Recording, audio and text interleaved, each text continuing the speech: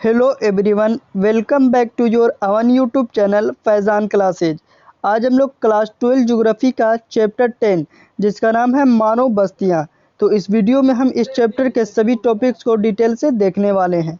यदि आपने इसके पहले का चैप्टर यानी कि 9th चैप्टर को नहीं देखा है, जिसका नाम अंतर्राष्ट्रीय व्यापार है, इंटरनेशनल ट्रेड है, तो आप जा करके उसे वहाँ देख सकते हैं। उसका लिंक डिस्क्रिप्शन बॉक्स में दिया हुआ है। साथ ही साथ ज्योग्राफी का लिंक भी डिस्क्रिप्शन बॉक्स में दिया हुआ है, ज्योग्राफी के प्लेलिस्ट का लिंक। तो चलिए दोस्तों, वीडियो स्टार्ट करते हैं। तो सबसे पहले मानव बस्ती आखिर कहते किसको हैं?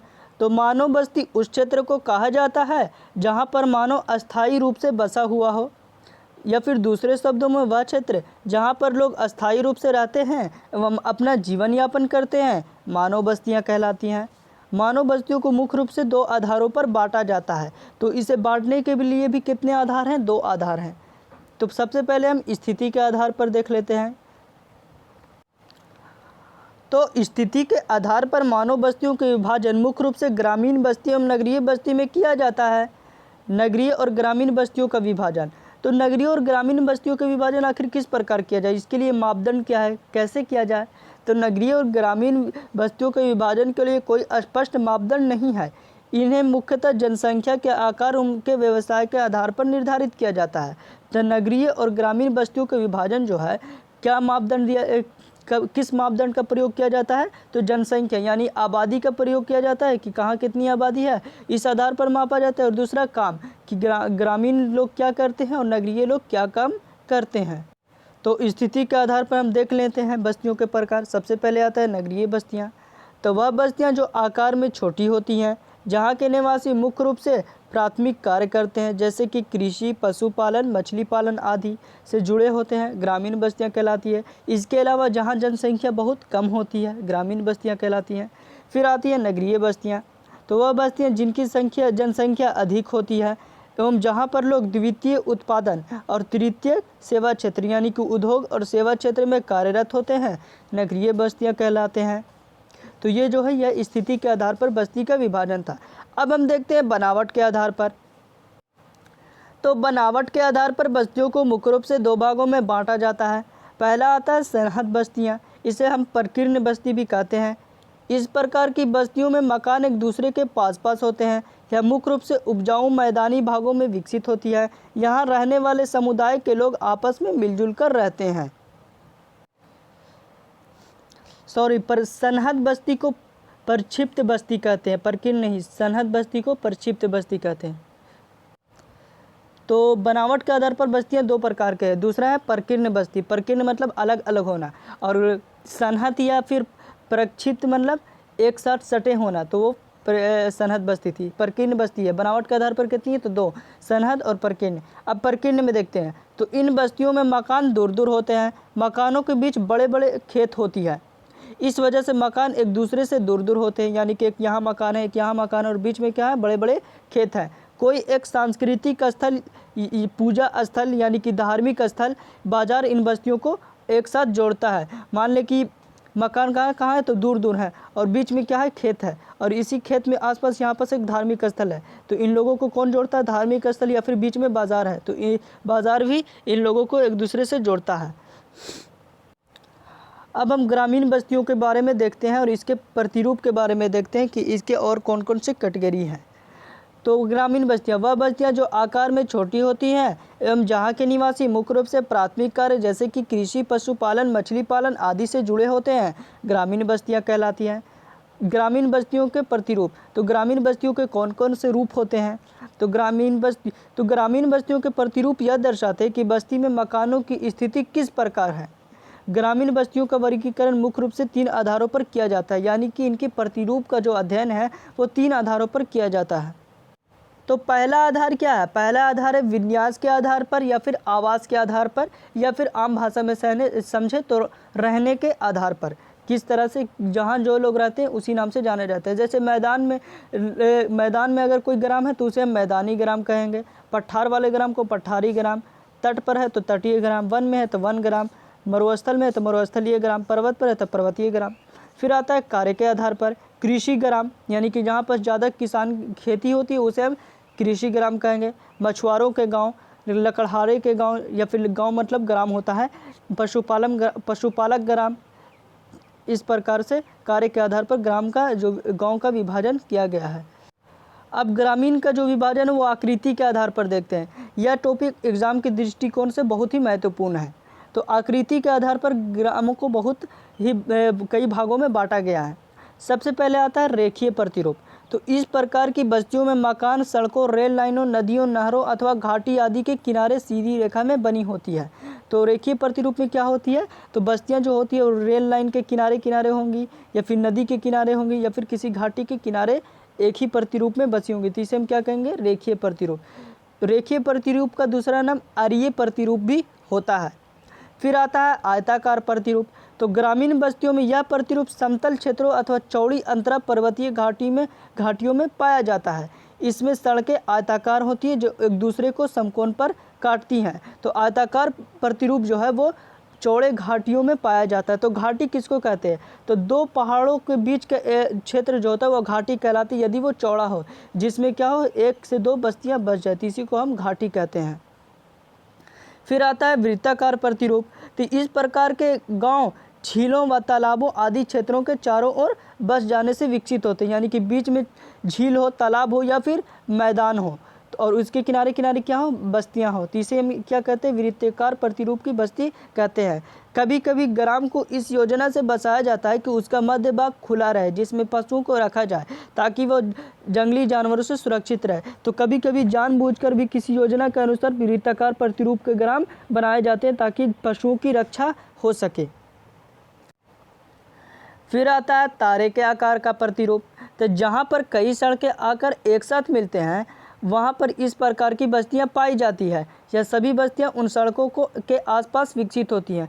तो तारे के आकार के प्रतिरूप में क्या होता है कि एक चौराहा होता है और इसमें कई सड़कें, सिर्फ 4 सड़कें नहीं, कई सड़कें आती हैं चारों तरफ से, और एक तारे का प्रतिरूप का जो है निर्माण करती है। ये सभी आकृति का चित्र आपके पुस्तक में दिया गया है, आप वहाँ भी उसे देख सकते हैं। तो फिर आता है टी आकार का प्रतिरूप। तो टी आकार के प्रतिरूप में बस्तियां सड़क के तिहाई पर विकसित होती हैं, यानी कि इस तरह से विकसित होती हैं, 3 तरफ से सड़कें आती हैं, ये तिहाई पर विकसित होती हैं। फिर आता है वाई आकार का प्रतिरूप। तो वाई आकार की बस्तियां उन क्षेत्रों में पाई जाती है जहां 2 रास्ते आकर तीसरे सिरे से मिलते हैं। तो 2 रास्ते जो हैं वो, जैसे ये एक रास्ता जा रहा है और 2 रास्ते और जाकर के इसमें मिल जाते हैं, तो इसे क्या कहते हैं, वाई आकार का प्रतिरूप। फिर आता है क्रॉस आकार का प्रतिरूप। तो क्रॉस आकार की बस्तियां चौराहों पर विकसित होती हैं, नदी पुल के दोनों ओर इस तरह की बस्तियों का विस्तार होता है, इसे दोहरा प्रतिरूप भी कहते हैं। तो क्रॉस आकार का प्रतिरूप इस प्रकार का होता है, जो चौराहे होते हैं इस प्रकार, किसी को हम क्या कहते हैं, क्रॉस आकार का प्रतिरूप कहते हैं। या फिर नदियों पर भी ये विकसित हो जाती हैं। इसे हम दोहरा प्रतिरूप क्यों कहते हैं, क्योंकि मान लें कि इस दोनों तरफ सड़क है, इस तरह से सड़क है और बीच में क्या है, पुल है।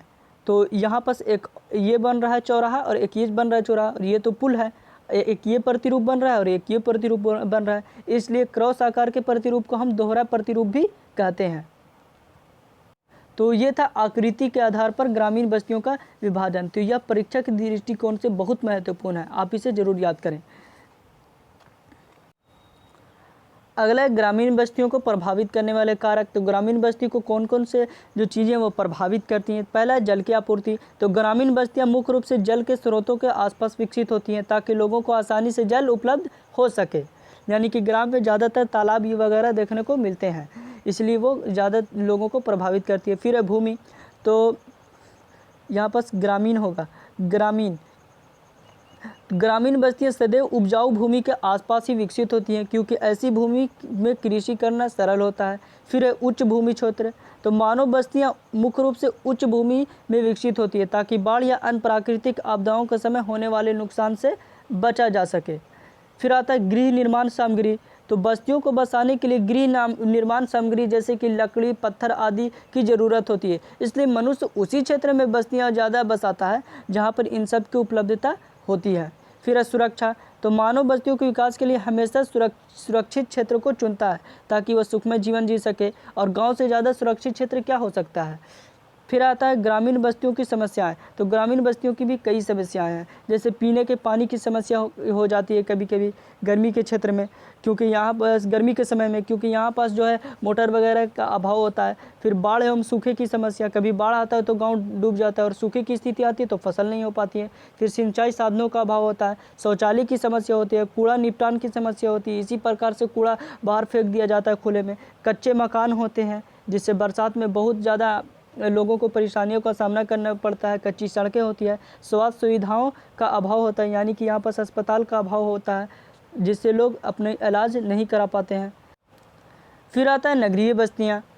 तो वह बस्तियाँ जिनकी संख्या अधिक होती है एवं जहाँ पर अधिकांश लोग द्वितीयक उत्पादन या फिर उद्योग से संबंधित और तृतीयक सेवा क्षेत्र में कार्यरत होते हैं, नगरीय बस्तियाँ कहलाती हैं।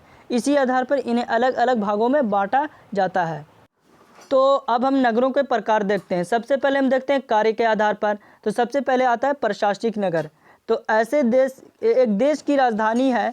प्रशासनिक नगर क्या होते हैं? एक देश की राजधानी है जहाँ पर केंद्रीय सरकार के प्रशासनिक कार्यालय होते हैं, उन्हें प्रशासनिक कार्यालय होते हैं, उन्हें ही प्रशासनिक नगर कहा जाता है। तो प्रशासनिक नगर वही होते हैं जो एक देश की राजधानी होते हैं और वहाँ पर प्रशासनिक कार्यालय होते हैं, वहाँ पर लोग मंत्री वगैरह काम करते हैं। जैसे कि दिल्ली, उदाहरण के लिए दिल्ली जो कि भारत की राजधानी है, कैनबेरा ऑस्ट्रेलिया की राजधानी है, बीजिंग चाइना के, वाशिंगटन डीसी अमेरिका की। फिर आता है व्यापारिक एवं व्यावसायिक नगर, या फिर इसे हम कह सकते हैं वाणिज्यिक नगर। तो व्यापारिक एवं व्यावसायिक नगर उन क्षेत्रों को कहा जाता है जहां मुख्य रूप से व्यापार एवं व्यवसाय से संबंधित कार्य किए जाते हैं। उदाहरण के लिए फ्रैंकफर्ट, एम्स्टर्डम, मैनचेस्टर, लाहौर आदि। फिर आता है सांस्कृतिक नगर। तो ऐसे क्षेत्र जिनका सांस्कृतिक महत्व होता है उन्हें सांस्कृतिक नगर कहा जाता है। यहाँ यानी कि जहाँ पर संस्कृतियाँ जो है फलती फूलती हैं। उदाहरण के लिए तीर्थ स्थान, या जहाँ पर लोग अपनी ईश्वर की आराधना करने के लिए जाते हैं और बहुत फेमस जगह वो होता है, जैसे कि जेरूसलम जो कि इजराइल में है, मक्का सऊदी अरब में है, जगन्नाथपुरी भारत में है, बनारस भारत में आदि। बनारस को वाराणसी भी कहा जाता है। अब हम नगरों को प्रकार को देखते हैं आकार के आधार पर। उधर तो हमने कार्य के आधार पर देखा था, तो अब हम देखते हैं आकार के आधार पर। सबसे पहले आता है शहर। तो शहर किसे कहते हैं? मुख्य रूप से यह एक विकसित नगर होता है। यहाँ पर मुख्य रूप से सभी लोग द्वितीयक एवं तृतीयक क्रियाओं में संलग्न होते हैं, यानी कि लगे होते हैं। यहाँ पर मुख्य वित्तीय संस्थान, प्रशासनिक कार्यालय या यातायात के केंद्र होते हैं। इनकी जनसंख्या गांव के मुकाबले में अधिक होती है, तो इसे हम शहर कहते हैं। फिर आता है सैन्य नगर। तो सैन्य नगर इस शब्द का प्रयोग सबसे पहले 1915 ईस्वी में पैट्रिक गेडिस द्वारा किया गया था। यह विशाल एवं विकसित नगरीय क्षेत्र होते हैं जो अलग अलग नगरों और शहरों के आसपास मिलने के कारण बनते हैं। तो कई छोटे छोटे शहर मिलकर के सैन्य नगर का निर्माण करते हैं। इसमें मुख्य उदाहरण लंदन, मैनचेस्टर, शिकागो एवं टोक्यो आदि हैं। फिर आता है विश्व नगरी या फिर विश्व नगर। इन्हें अंग्रेजी में मेगापोलिस कहा जाता है। विश्व नगर को क्या कहा जाता है? विश्व नगरी को मेगापोलिस कहा जाता है, जिसे यूनानी भाषा से लिया गया है। मेगापोलिस को किस भाषा से लिया गया? यूनानी भाषा से। ध्यान दें, ये सब ऑब्जेक्टिव में क्वेश्चन पूछता है। यह बड़ा महानगर होता है जिसमें अनेकों सैन्य नगरों का समूह होता है। तो शहरों का समूह जो होता है वो सैन्य नगर कहलाता है और सैन्य नगरों का समूह जो होता है वो कहलाता है विश्व नगरी। उदाहरण के लिए अमेरिका, बोस्टन एवं वाशिंगटन आदि क्या है? तो ये है सैन्य, यह है विश्व नगरी। अमेरिका, बोस्टन एवं वाशिंगटन डीसी विश्व नगरी हैं। इसके अलावा ये सैन्य नगर भी हैं क्योंकि ये छोटे छोटे शहरों से मिलकर के बने हैं। अब आता है मिलियन सिटी। तो जब एक नगर की जनसंख्या 10 लाख से ज़्यादा हो जाती है तो 10 लाख बराबर होता है 1 मिलियन, तो इसे ही हम मिलियन सिटी कहते हैं। 1850 ईस्वी में लंदन विश्व की पहली मिलियन सिटी बना है। तो यूके की राजधानी क्या है? लंदन। और लंदन विश्व की पहली मिलियन सिटी कौन बनी थी? तो लंदन बनी थी, जो कि यूनाइटेड किंगडम यानी कि इंग्लैंड की राजधानी है। लंदन के अलावा विश्व में पेरिस, न्यूयॉर्क जैसे मिलियन सिटी हैं। अगला आता है मेगा सिटी। तो एक क्षेत्र जहां की जनसंख्या 1 करोड़ से अधिक होती है मेगा सिटी कहलाती है। न्यूयॉर्क 1950 ईस्वी में विश्व की प्रथम मेगा सिटी बना था। तो न्यूयॉर्क कहाँ? तो अमेरिका का एक शहर न्यूयॉर्क है, जो कि 1950 ईस्वी में क्या बन गया था? मेगा सिटी बन गया था। तो जिस नगर की जनसंख्या जो है 1 करोड़ से अधिक होती है उसे हम क्या कहते हैं? मेगा सिटी कहते हैं। फिर विकासशील देशों की में नगरीय समस्या है। तो विकासशील देशों में नगर की क्या समस्या है? आखिर शहरों की क्या समस्या है? पहले अनियोजित शहर, यानी शहर का निर्माण नियोजन प्लानिंग के तरीके से नहीं किया गया हो, ऐसे ही कर दिया गया हो। अनियोजित शहर। आर्थिक समस्याएं, उसके बाद पर्यावरण संबंधी समस्या यानी कि प्रदूषण वगैरह हो, जाम की समस्या, ट्रैफिक समस्या, मलिन बस्ती यानी कि अस्लम एरिया, गंदी बस्तियाँ, उसके अलावा सामाजिक एवं सांस्कृतिक समस्या। तो विकासशील देशों में यही सब नगरीय समस्याएं हैं। तो ये था आज का वीडियो। आई एम श्योर कि ये सभी टॉपिक्स आपको समझ में आया होगा। समझ में आया तो इसे लाइक करें, दोस्तों के पास शेयर करें। तब तक के लिए मिलते हैं अगली वीडियो में। Thank you.